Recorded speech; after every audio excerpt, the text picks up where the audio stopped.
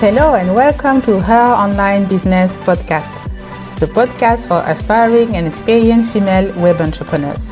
I am Adama, your host, and here you will find digital marketing tips for building your online business, interviews from inspiring female entrepreneurs from all over the world, lessons and mistakes from my experience in entrepreneurship, and much more. I am passionate about helping other women live their dream life thanks to an online business that matches their passion and serves their purpose. So let's hang out, have fun, and grow together.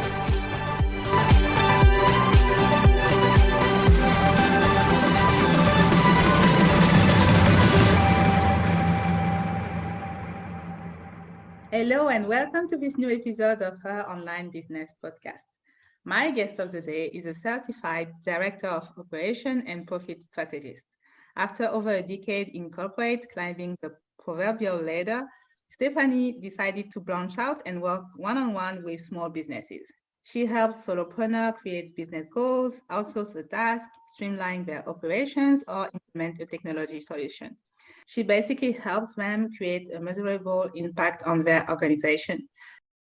Her name is Stephanie Hill-Manuel. Hi, Stephanie, and thank you for joining us today. Hi, thank you for having me. This is super exciting. Yes, because the topic that we are going to talk about are super key for small businesses. And I find that you can find so many information on the internet about the marketing part, about attracting clients. But when it comes to finances and budgeting, it's very hard to come to find the right information. So that's why we've decided to do a two-part interview series, because Stephanie has so much knowledge to share with you. And so we could not address everything properly in just one interview. So today we are going to talk about budgeting for small businesses, and she will share her tips and also talk about the mistakes that you should avoid when you start your business. And next, we will address the profitability aspect of having a small business. So how to make sure that your business is profitable and also take cost-effective actions. We want them to succeed. We want them to have all the tips and tools. Exactly. Something that people like to not teach. It is something that they're like, oh, you should already know that. Yes, and that's the foundations, and that's maybe the less fun part of having a business, but it's super important. If you want your business to be still there in 10 years, then you should definitely work on that first before all the fun part of creating your offer and services and marketing and so on. So before we jump into the subject of today, can you tell us more about who you are, where you're from, and what is actually your background? Yes, of course. So why you should trust my opinion. That's a good one. I'm in Massachusetts, United States. I'm in the western part, which is a little mountainy. I have a background in corporate finance and project management, actually. I went to school out here in the middle of nowhere, which, was probably middle of nowhere for you guys, especially, but a small little college, and got a business degree with a focus on concentration on accounting and minor in economics. And so, I really knew that finance was a big part of the business. So I have a business degree, but I focused on the accounting and finance part because it is the foundation, like you say. If you're bad with $20, you're going to be bad with $200,000, So you need to be good with your money from the get-go. I worked in some Fortune 500 companies. There's a couple out here, and I, worked my way through different parts of a financial organization. My last position before leaving and starting my own business was working on battleships for the Navy, like literal battleships. And so we're working with government funds, and they care a lot about what you're doing with their money. So, we had to be very scrutinous of our financials, even when working with billions of dollars. That's with a B. So it was a little scary to see that many zeros on your spreadsheet sometimes. And you don't want to miss a zero, but it really makes you think that it's really no different. When I'm looking at my bank account, which does not have that many zeros, let me tell you, and I'm working on, spreadsheets for my company, basically the zeros don't matter. You need to be good with it regardless. If it's, $50,000 might seem like a lot to you in your business, but it's like a drop in the bucket when it comes to a large corporation. But you have to think about it the same way. Think about it at, it's $5 in your bank account, but you need to care about every dollar or Yeah. else, you can get into trouble. So yeah, I branched out, and I decided I want to work with smaller businesses and make the impacts for them, since they, a very small percentage of small businesses actually succeed. And I feel like financials are a huge part of that, even though I do now work in all areas of the business, project management, operations, finance. I still, in my heart, believe that the financial stability is the core of it. And there's so many entrepreneurs that I see who are winging it. They're doing great, but they get to a point in their business where they're like, okay, now I need to care. And it's like, you should have cared a long time ago, but yes, you need to care now. And that's where they hit a ceiling basically with their business, where they either have too many expenses, and their business has so many expenses that they can't hire the help they need. They can't, they're not bringing in the money. And it's like, okay, if you're making $100,000 a year, but you're spending $100,000 a year, you don't have a business. Yes. So, you really need to care from day one and prepare, especially as you exit out of, let's say, your corporate job into an entrepreneurial role. Definitely. And so, I mean, as you said, like you can meet a lot of talented people who have great business ideas, but Mhm. if they don't know how to manage their finances properly, then they just may end up bankrupt and think that entrepreneurship is not for them, but it's because they didn't work on these finances and on these money foundations first. So yeah, that's why we are here. So it is perfect. And so in your case, since you had a successful career in different companies, and basically you were able to climb the ladder. So Mm. what actually compelled you into becoming an entrepreneur instead? Yeah. So like you said, I climbed the ladder, which it's basically, in college, I was like, I'm going to be the CEO one day, and not like start my own business, but I'm going to climb the ladder of someone else's business.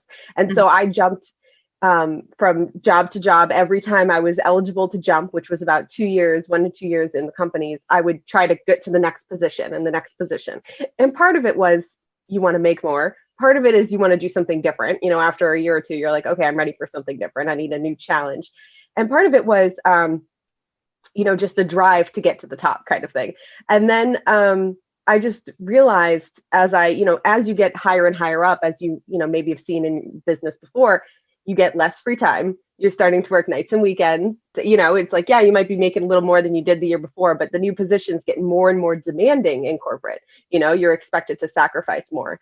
And I just realized that my dream, as when I was younger, was not my dream anymore. I wanted to be in control of my income. I wanted to be in control of my time, my life. I didn't like having to only take a couple days off a year because that was what was allowed.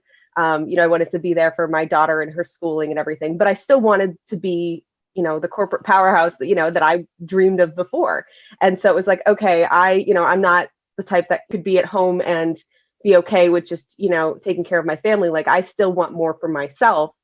How do I blend those? And so to me, that was start your own business. I don't want to just wait for that 2%. I don't know what you guys have, but we have like a 2% annual increase raise every year. So even when you bust your butt nights and weekends, you might get little bumps here and there, but it's like, no, if you're going to bust your butt, you want to get some big contributions for that. And I just realized that the upper management and corporate was not the lifestyle I was going for. So you can make a bigger impact on your life doing it yourself, and you have all the control. But what's scary is you have all the control. So it's really a double-edged sword. It's scary because there's no map, there's no plan. In college, you follow this plan and you get this degree. In corporate, you have this trajectory that you follow. In business, you have you start at position 1 and you move up to position 10, and you might go across departments a little bit, but you pretty much have a path in the business. And in the entrepreneur space, you have nothing. You can do whatever you want, but you also have too many options, I feel like. And so it's really a different world, but it's an exciting one because you have the ability to control your future. Yeah, definitely. As you said, like in the corporate world, you have a certain path that you need to follow. But when you are an entrepreneur, you actually is the one who need to build the road and then drive on this road. You are the engineer, Exactly. So yeah, as you said, like the scary part, but also the exciting part, having just the life that you want and having a different impact on yourself, on your family, but also on people that you help. So that's great. That's basically also the reason why I became an entrepreneur. So to talk more maybe about the different definitions, because when it comes to finance, there are different words that people use, like profit, margin, and accounting, budgeting, profitability. What is it and what's the difference? And so today we want to focus more on the budgeting aspect of a business. So can you tell us what is the difference between accounting and budgeting? And so why it is important for new business owners to know what they are doing with their budget, what is their budget, and so on. Yeah. So budgeting is a plan that you have for your business. So one of the big problems that people have is not knowing what their real numbers are. So you need to know exactly how much your family needs, how much you need, how much your business needs. And so you need to plan that out. You need to, really get deep with the numbers and probably a little more truth than you're used to, print out your bank statements, whatever you need to do, and know exactly how much you need. And you need to plan for the things that you actually spend. People might say, okay, my bills are this much, but do you go to Starbucks every day? Do you like going to Target once a week and go shopping? Like, what is your, what do you actually spend, not what you think you spend? And that's something that helps you then go into your budget. So the budget is the plan for what you intend to spend. So you need to include things like business expenses. You need to include things like taxes. You need to plan for saving for taxes. And the difference between the corporate and the entrepreneurial world is you need to do everything, whereas in corporate you had one specific job. So now you need to do everything. So you need to think about all those things that were taken care of for you, like saving for your own taxes and saving for health insurance situations and saving for fluctuations in income. You're not going to make the same amount every week like you did in corporate. You need to save for the swings. You need to plan for things to go over a little bit. You might have projects that don't do as well as others, so you need to plan for all of that. And so a budget is your plan and what you expect, and your accounting is what's already happened. So your accounting is recording what's already happened in your business. So I use QuickBooks Online. It's my favorite tool so far, but it's for businesses. There are entrepreneur self-employment packages, but I use the small business one because I'm planning as a small business. But it helps you record where your business is, what you're spending the money on, links to your bank account, shows it coming in. But that's the past. Your budget is for your future. And a budget is something that you should continue to review at least quarterly and update based on what your actual spending is. I would do it monthly. Actually, I do it weekly because I'm a bit of a nut. But that's the difference about finance people, is we have dueling spreadsheets with everything. You need to be able to, if you say that your electric bill for your space or even your house, like your electric bill is going to be $50, you need to check off that $50 came out, so that you don't think that you spent it and then you didn't. So accounting is reviewing what you say that your budget was going to spend. Does that make sense? Definitely. Yeah, thanks. I mean, it makes things very clear, and I hope it's the same for you guys. So thank you for this definition, Stephanie. And regarding financial challenges, so you already said that, okay, so it's about planning your budget is key for your business, knowing what you're spending, not only in your business, but also regarding your lifestyle, making sure that you take every expenses into account. So for you, what are the financial challenges that entrepreneurs may face when they are launching their businesses? Yeah, so when a lot of people start out, myself included, you might, let's say make a small amount on your first couple clients. Let's say you make $100. You want to spend or save all of that $100, but you should only save part of it. And I think that's the hard thing is, we're kind of used to being able to use everything that we get in. Yeah. You get a bonus, you get your paycheck, you get money, you can kind of spend all of it. It's all to your disposal. But when you're an entrepreneur, you need to have the willpower to say, okay, I might have gotten $100, but that's not all mine to use.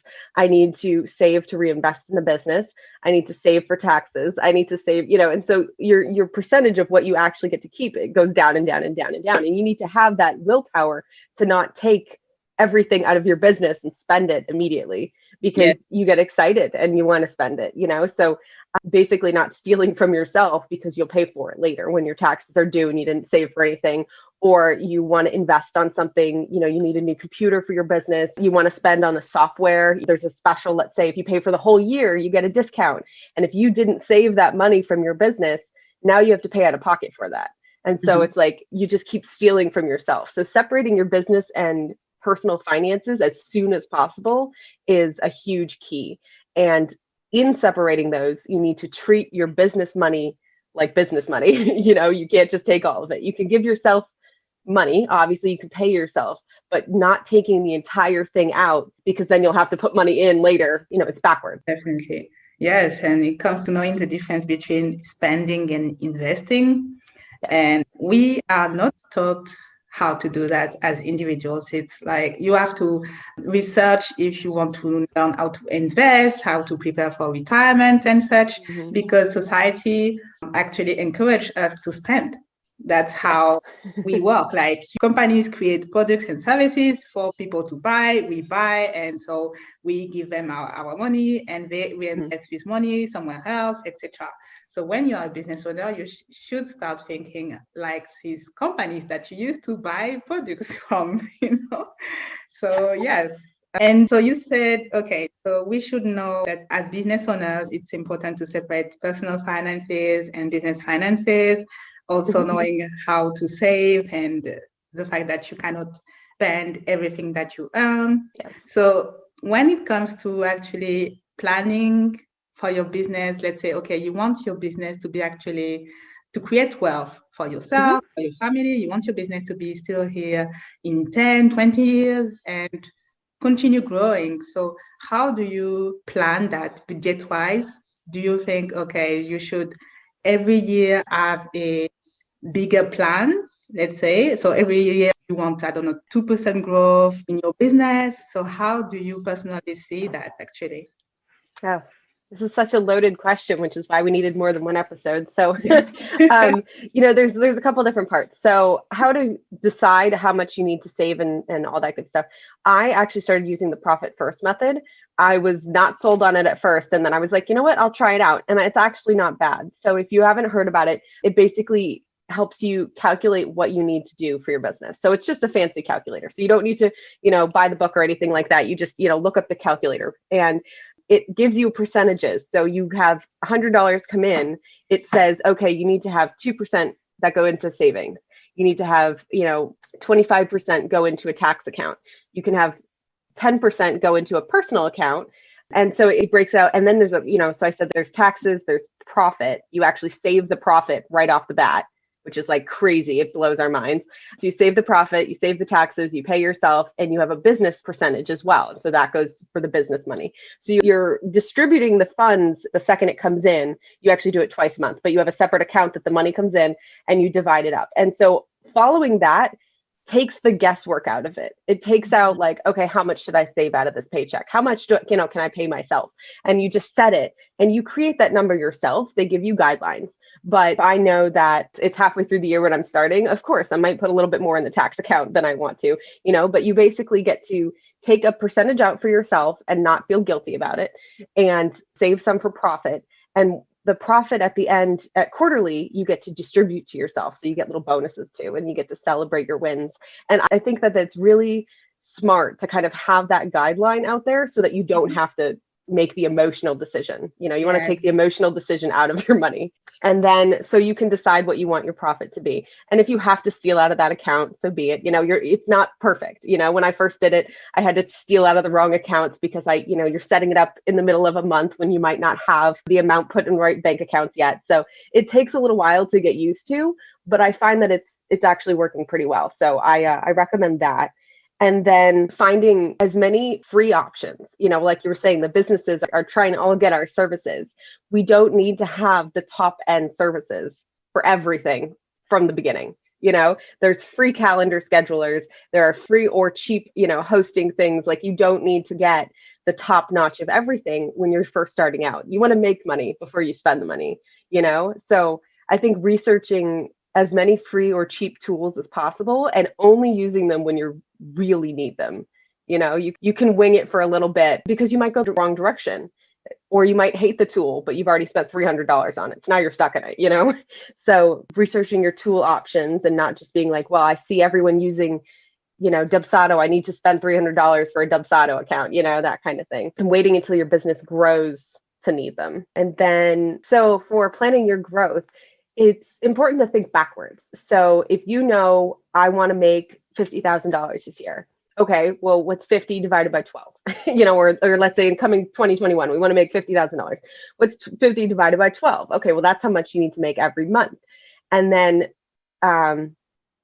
is that number, is it 50 after taxes or before taxes? Because you have to think of that. If you need to take home 50, you need to add on your taxes and then say, okay, I need to make 65 to be able to make 50 at the end of the day.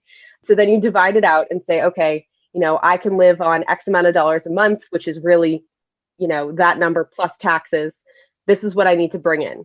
So if that's what you need to bring in, divide that out. What services do you want to offer? And so you just kind of break out your life in that section so that you can plan, but you plan backwards and then say, okay, in 5 years, I want to be at this point.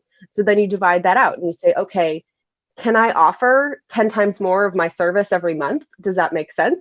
Do I need to change my offer? Do I need to increase my prices? Because it's a little bit of both usually. And so you have to think, like, does my current offer sustain my future plans, my future profit goals? And you don't need to plan like, okay, in 10 years, this is what I'm going to be offering, because I think we all, grow with our businesses. And that's the fun part, is we can kind of go different directions based on what's going on. Maybe we find that we love working with a certain client and we just go that direction instead. We have the ability to pivot as much as possible, but having some general plan in mind helps you think in that way. So if you're doing one-on-one services with somebody, well, your time is involved in that. And so separating your time and your money and thinking, okay, in 5 years, I want to be making $300,000. What's the difference between the 50 and the 300? What does my service actually work to be able to sustain $300,000? Or would I be working 72 hours a day? That math doesn't make any sense. And so, you need to plan in that capacity, and you need to think your business expenses are going to grow too. It's not, you can't say, well, I spend $10 a month on my, hosting service. That is the same as when I'm at $300,000, because you will have to probably upgrade your tools. And so you can't just take that. You have to think, okay, my expenses are going to be higher. I might have some employees or teammates to add on there. And that actually brings me to another point about, hiring people when you don't know how to do it yourself. That's a bit of a scary point too. So if you don't know how to do it and you hire someone, how do you know that they did it correctly? Yes. And so I think that there's some education involved in all areas of your business. Even if you're not going to do it, you should at least know the general idea of how to do it so that, you don't waste your money. But hiring before you understand it can get very dangerous as well. You don't need a $3,000 website to start. You can pop something together for yourself and it will be just fine to start with. So those kind of guidelines. Definitely. So you should know that even when you have a job, you can see that as you have a promotion, like your expenses will also increase because you may upgrade your lifestyle. So it's the same thing with a business. As your business grows, you need to be willing also to invest and spend more if you want it to grow more. That's the rule. It's just you have to make sure that you always earn more than you spend, and that's what we will talk about next week. So I will not spoil you too much on the profitability aspect. But so since you have experience working for big companies, and as you said, working with huge budgets with many zeros, do you actually see differences in how budgeting works for small business and one-person businesses and corporation? What are for you the main differences and things that you think are similar actually? So I actually think there's a lot of similarities. You need to have money allocated for all the different areas of your business. If you know that you want to spend money on Facebook ads or something, like you need to have a budget for that. You need to know, like, I have reserved, $2,000 out of my monthly income of 10 grand, just throwing numbers out there. I've reserved $2,000 just for Facebook ads, and you are willing to put that money there, not touch it, like that's reserved. And that's what, a big, large corporation does, is they allocate money based on projections. I expect to make $10,000 every month. It just has many more zeros. And I'm going to spend X amount of dollars on marketing. Mm-hmm. And then, and then the same thing with, I'm going to spend X amount of dollars for monthly services. For them, it's buildings and lights and fleet of trucks, and the numbers are a bit larger, but it's the same concept. If you're having web hosting and a cell phone or whatever you need to do your business, internet is somewhat a business expense. So you need to allocate that money and know that that money goes there. That's what it is. You don't touch it. You can't steal it for anything because it's required for that area. And so the difference, I would say, is less people are involved. If you're creating a budget for a large corporation, there's a lot of people's input that goes into it. Yes. There's experts in those fields that are giving you the budget. The person giving me the marketing budget, as a finance person, I don't need to understand what goes into it. They tell me that's their budget, and I give them that money and they use it. And I then would record what they're using, but I don't need to understand it. When it's your money and it's your business, you need to understand every area of it, because you are the sole decision maker. And I think that's the big difference. And that's something we're not used to, is being so in control of every aspect, because we are usually good at one thing. Like, generally, what is your business? That's your thing. So that doesn't mean you're good with everything else. That doesn't mean, I am the worst techie person ever. So of course I'm my own IT support right now, and I'm a terrible IT support person. And so you need to know, like, when to compensate for things. But the biggest difference is the decision makers. You have to be an expert in almost every field, because you are the person creating those budgets, and having the willpower to reserve that and not steal it for other parts of your business, and not say, oh, that 2,000 from Facebook ads, I'm going to use that and pay myself instead, because I want to buy something this month, because then your business will suffer for it. So there's a lot of checks and balances in a corporate, and somebody would notice if I stole the marketing budget and put it somewhere else, whereas nobody's going to scold you if you steal the marketing budget and spend it on, Target shopping. So it's you need to have complete willpower when it comes to your business, and nobody's going to check your work. Basically, you need to make sure you're accounting correctly. You need to make sure you're budgeting correctly, and need to have the control to follow your budget and not deviate too much. Yes. And yeah, I think that's a great point, because it's a case not only in finance and budgeting, it's a case in so many different aspects of your business, like who is in charge of creating and crafting the offer, who is in charge of talking with the potential clients, who is in charge of marketing. And as you said, like, when you are a solopreneur, you are all these things. You are the CEO, you are the CFO, the marketing director, and all these things. And I think, yeah, you're right. That's the most challenging thing. And that's why we may neglect the things that we feel less comfortable with. And most of the time, it's going to be finance or marketing, something that we are not skilled for. And so that's why I want you to give us maybe 3 tips to help anyone who is starting their business right now, or any really new entrepreneur who want to get their finance and budget right from the start. Yeah, my top 3 would be: keep good records. Right from day one, start your records, whether it's in QuickBooks or on a spreadsheet. You need to calculate everything out, and you need to record everything. Every $7, $47 thing that you spend, you need to record that. You need to know exactly how much you're spending on your business, as well as your personal, but especially your business. Those are usually tax write-offs, so it counts as an expense for your business. So the more you keep good records, the less taxes you'll probably pay. So good records is number 1. Saving for taxes is number 2. Nobody wants big surprise bills at the end that are going to corrupt your business. You really have to save for taxes and rainy day. So cash flow changes. Mm-hmm. You don't want to get to a point where you can't afford to hire help because you've been eating the entire income. And the third one is shop around for your services. So you need to know the options. You need to do your research, whether it's hiring somebody to do your website or getting a calendar scheduling tool, or whatever it is. You need to shop around. You need to do your research, figure out what that tool will do for your business, because I'm a huge proponent of automation. We want to make things as automated as possible because you're a one-woman show. You need to maximize your time. And so I'm all for getting the tools you need to do your job the best and the most efficiently. But you need to figure out if they're the exact right one for your business. Do they fit your model? Do they fit your client? Does it work for your client? Does it fit as many needs as possible? We don't need 7 tools. Sometimes 3 will do, because they can do multiple things. And when it comes to services, you need to shop around as well. You need to talk to people that they've worked with before, whether it's a business coach or just somebody to help you out with, an email sequence or something. Like, you need to look at what they've done before. You can't just take, people have great sales pitches, but you need to do your research.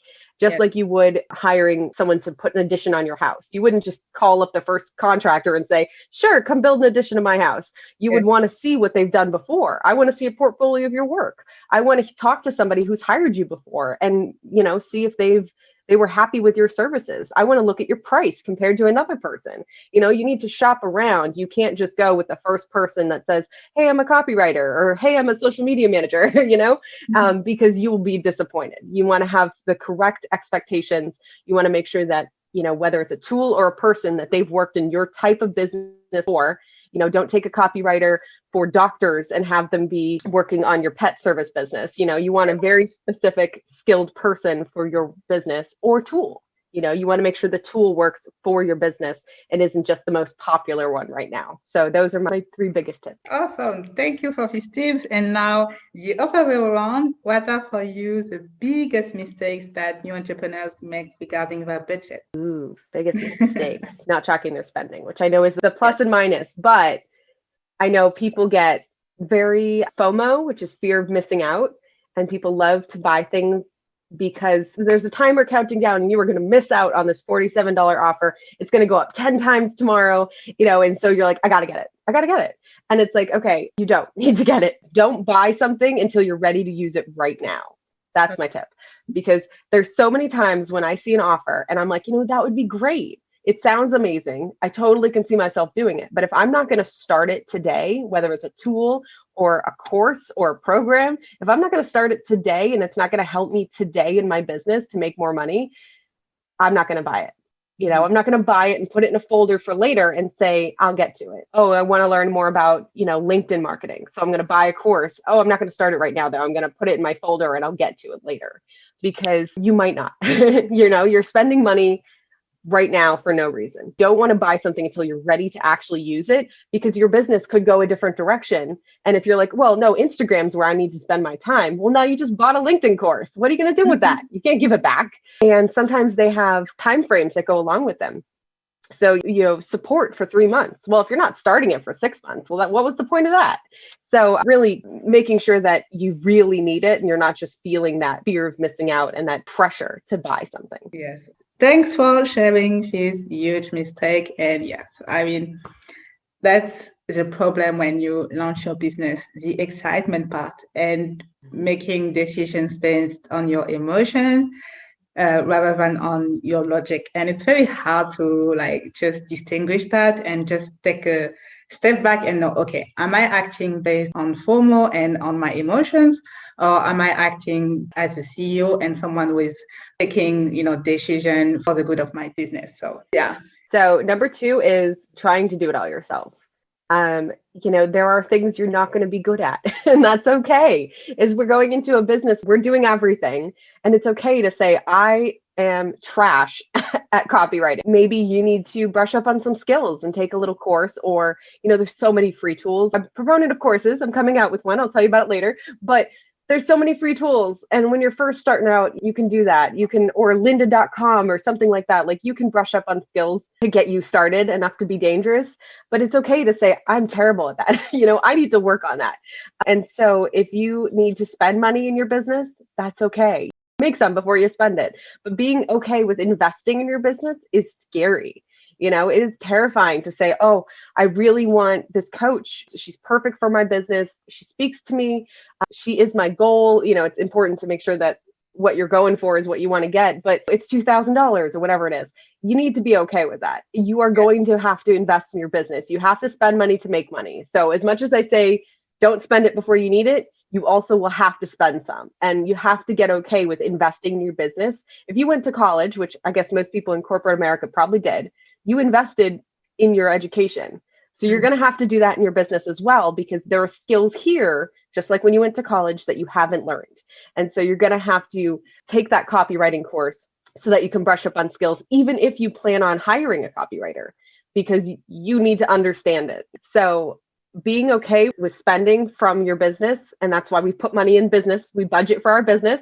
We budget for professional development. And that's one of the things I talk about is you're going to want to learn more, whether it's a book, whether it's a course, a program, a mastermind, you're going to want to buy something for your business to help you get ahead, and you need to budget for it. So there needs to be a percentage of your business income that is saved for professional development, and then you need to be okay with spending that. So that's number 2. I'm sure you've invested in your business before, right? Oh, yes. When I started, I invested 2K in my business. Yeah, terrified. Yes. And knowing that I wanted to do that full time and I didn't have a backup plan. Yeah, that was for me the biggest investment that I've made in terms of my education since college, actually. So, but yeah, like we are told that we should invest thousands for college and then hope that we will have a full-time job that is high paying and that can actually help us pay back the student loans. But then that's it. So we don't learn how to keep investing on ourselves, investing on our education, because as I said, like, we are our biggest asset. Our business is not our biggest asset. We are. And so that's why we should be able to invest in ourselves and not feel guilty about that. So yes, I definitely agree with that. Yes, the first few investments are the most painful. It is so hard to take your hard-earned money and say, I don't know what's going to come out of this. You like you said, college, it feels like a guarantee. It is not a guarantee. Yes. But for some reason, if you wanted to take out a loan for your business for $2,000, people would say, you're crazy. You're going to lose your house. But if you want to spend 30 grand on college, they're like, yeah, that's a great idea. So it is definitely funny. And it's hard to spend the money when you want to do other things with it. So if you want to save to be able to leave your corporate, you need to budget an extra amount so that you can save, a rainy day fund to replace your corporate income if you have kind of fluctuations and you don't have like retainer clients right off the bat. You're going to want to save for that so that you leave corporate and be secure. But you also want to be able to save that other money. So it's hard to decide where you're going to put your budget funds. If you want to pay off personal debt, it's hard to say, no, I'm going to save this to invest on my business. I'm not going to pay off that credit card. You need to have that hard money conversation with yourself. And so here's tip number 3, which is vulnerability in your financial mindset. You need to work on that. It's funny because I'm not a woo-woo person. I'm not into meditations and mindsets and all that stuff, but I have a money mindset coach. And it seems ridiculous because I have a finance degree. Why should I need a money mindset coach? And it's because there's going to be situations that we weren't prepared for yet. And so it's funny because, I know you probably meant to have me go in a different direction with a budget mistake, but a budget mistake could be not having a good mindset around your money. You are not used to getting told no 100 times a day. You're not used to having somebody ask for a refund. In your professional career, does somebody ask you to give money back, the money that you took in? No. And so you need to be okay with that. You need to be okay with the fact that there's going to be unhappy clients and you're going to have to give money back. And so you can't budget every dollar either. You need to have a little bit of a slush fund, because if someone asks for a refund and you already allocated that money to bills, you have a hard situation. You need to decide whether you're going to pay your bills or pay this person back. It's going to happen. We don't want to say that, it's never going to happen. It's going to happen. You're going to have people that just don't work with you and they're going to want their money back, or you need to hire a lawyer, unexpected business expenses. And so you need to plan for those. And the mindset around money, there's so much I have sticky notes all over my desk for mindset stuff, because even though 99% of the time I'm good with my money mindset, there's that 1%, and you are the only person keeping your business going. So if you have that 1%, your dog got out and your child is sick and your water filter isn't working, whatever is going on in your life, and you get one unhappy client, your mentality could just crumble. And you need to be prepared for that too.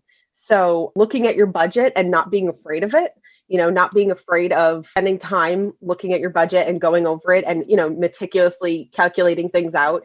And you want to have that conversation with your spouse, or your partner, whoever you have in your life that is also involved in those finances from your business. You need to talk to them about it too. So budgeting mistake number 3 would be not having the right mindset around your budget. It's not something that you make and then hide and never look at again. You need to be intimately aware of where your money is going and where you are projecting it, because accounting is looking at the past, budgeting is looking at the future. So you need to look into the future and say, I'm going to spend on myself. I'm going to save for taxes. I'm going to make sure I'm using the most efficient software and courses to get my business to the next level. And I'm okay with everything going on.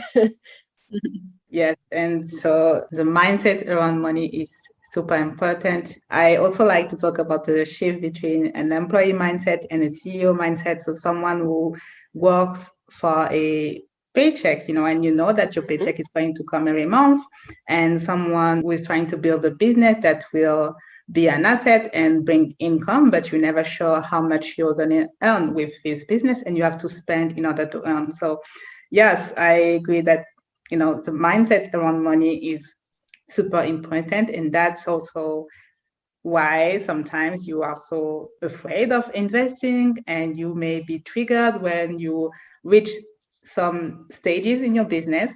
You may be triggered because you have to work on some of the misbeliefs that you may have around money. So yeah, I was convinced I could do it myself and didn't need a mindset coach, specifically money mindset coach. And I got to the point where I was like, you know what? I'm going to work on it now, because I don't want to have to find somebody after I need it. You know what I mean? You don't want to get car insurance after you've crashed your car. You want to prepare for the bad days. I don't want to need a savings account after I broke my leg. You want to have that savings account before you break your leg. So it's just, you need to prepare for possibilities. And that's what a budget does. It helps you prepare for the future. And so you need to be prepared for different outcomes that, as an employee, like you were saying, as an employee, you never would have had to deal with before. This, when your project went over budget and now you have to spend more on it, or you need to spend more time on it, which means money that you can't make from another job. And so you need to have those things in there to prepare for rainy days. Yes, definitely. The employee mindset of it is you don't have to deal with it. If marketing goes over budget in corporate, it's not your problem. You don't get blamed. You don't have to deal with it. You still go home at night and just turn off your laptop. And that's the employee versus CEO mindset right there, is that it's going to come home with you, and you can't just ignore it and sweep it under the rug like you might as an employee, because it's not your department. It is all your department. So it's always interesting to talk about money mindset. So if you want to share your views on that, feel free to do it in the comments. I would be very curious to know what is your ideas around money mindset and how you actually yourself doing the shift from the employee mindset to the CEO mindset. That's also something that I talked about in episode 3, I think, of the podcast. So definitely check that out if you want to learn more about the money mindset of a business owner. And so regarding budgeting, for you, what is the best way to start budgeting? Is it on a monthly basis, on a weekly basis? When you just launch your business and you're like, okay, I need to budget, what would be the first steps for you? Yeah, I do monthly. I think weekly is a little bit too difficult, and quarterly is not clear enough. So I look at monthly. I look at, I already have that number in my head of what I need to take home. So I put that number in there, what's distribution needed for your business to sustain you at this point. So you don't want to necessarily say, I make, $3,000 a month in my corporate job, so I need to put $3,000 in there from start, because you're not jumping over from day one. You need to have a ramp up plan a little bit for that. But I would start by saying, okay, what are the things I need to spend for my business from day one, which should be very little, but you should have things. And so, it might be, I need to get a website. I need to have an email host. I need to have a calendar subscription thing, but there's a free one. So I'll take the free one. Let's say it's free up to 10 appointments or something. And then you need to, have a paid version. So you need to have those limits in there too, of what services you can have. I think looking at your business as a whole, what do you need to do from start to finish? And then saying, what would I need to support me? So you get a client tomorrow, what happens? And have a map basically of what the steps that your client goes through. So, okay, I have a client. I need to send them a document to sign, a contract. I need to invoice them or bill them somehow. I need to have a place for them to give me documents. I need to have an email for them to come communicate with me. I need to be able to speak with them over video chat, and go through the entire process of your business and say, okay, what are the free tools? Okay, Zoom is free. Okay, Calendly is free, whatever it is. Which ones do I need to pay for? And then calculate what you need to pay for. And then say, okay, if I make no money this month, what are my expenses I need to be able to cover? So it could be, $100. So if you don't make any money, you need to cover $100. And, you start from there. And then, okay, if all else fails, I need $100 plus $20 to myself. I need to make $120 this month, no matter what. And so you start from your lowest needed number. And then for budgeting, you're obviously thinking to the future. So you think, okay, next month I need to add this on.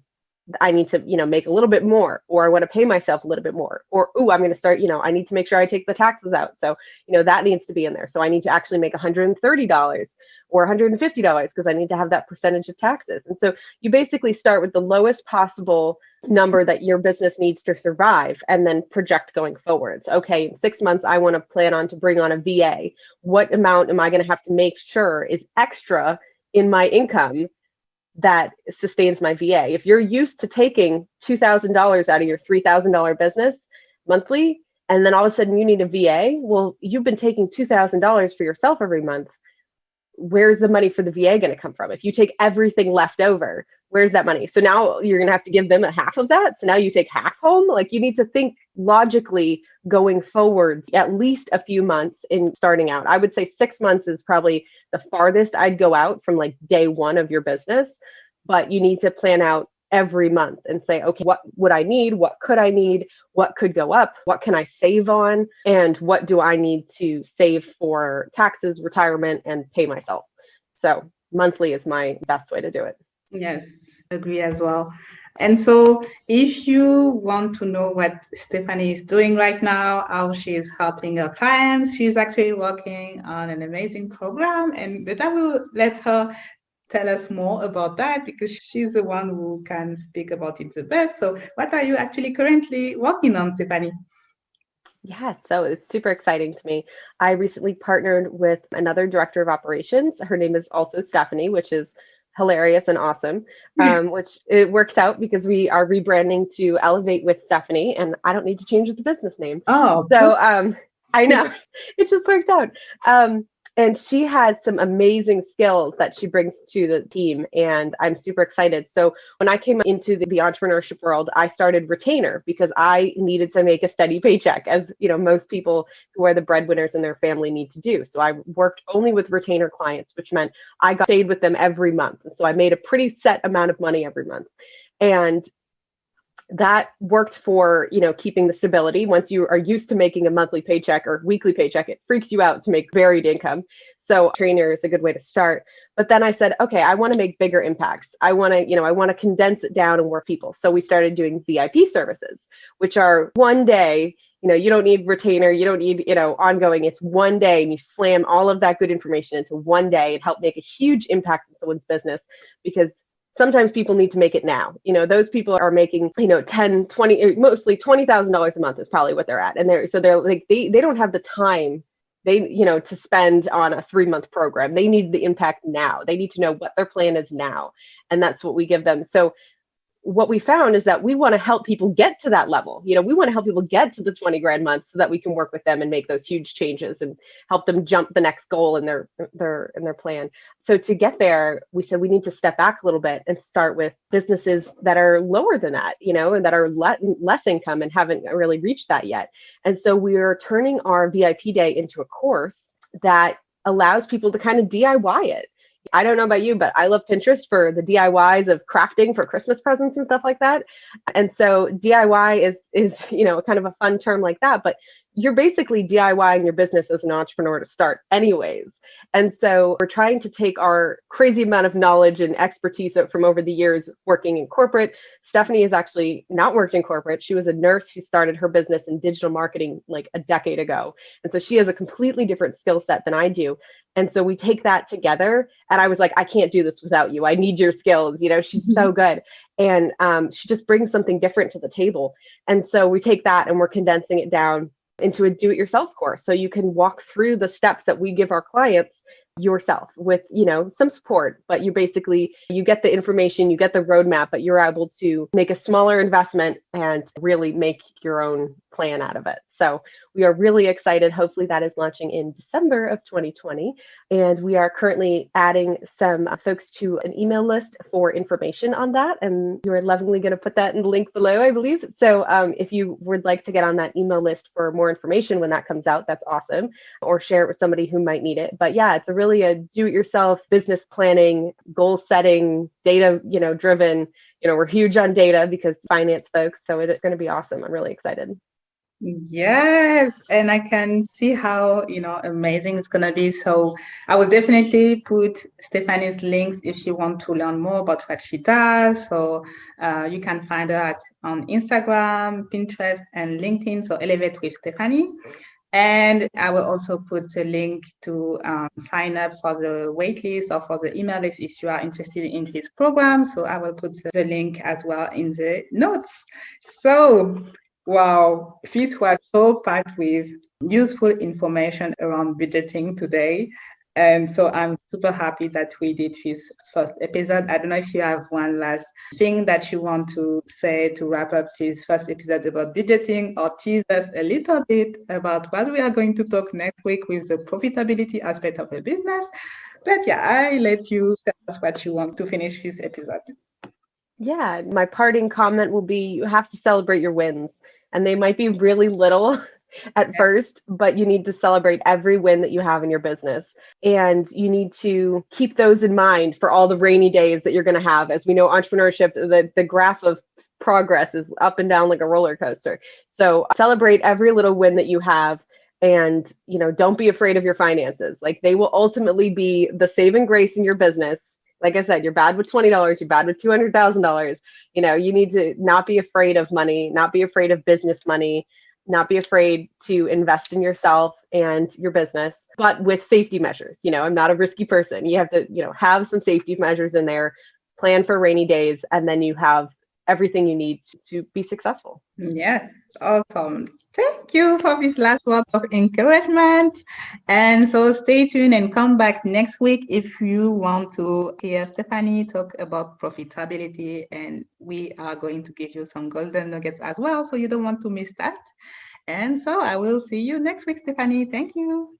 Thank you. That's already the end of the episode. Thanks a lot for listening. I hope you enjoyed it. If you did, then give me a 5-star review on Apple Podcasts or Google Play, share this episode with your friends, and comment to let me know that you like this kind of subject. Also, if you want to hang out with me, follow me on Instagram at ah.diallo, where I share more of my entrepreneurial journey and my services. Don't forget to subscribe to the podcast to get notified when a new episode comes out. Until then, I wish you a nice day and I'll talk to you soon. Take care. Bye.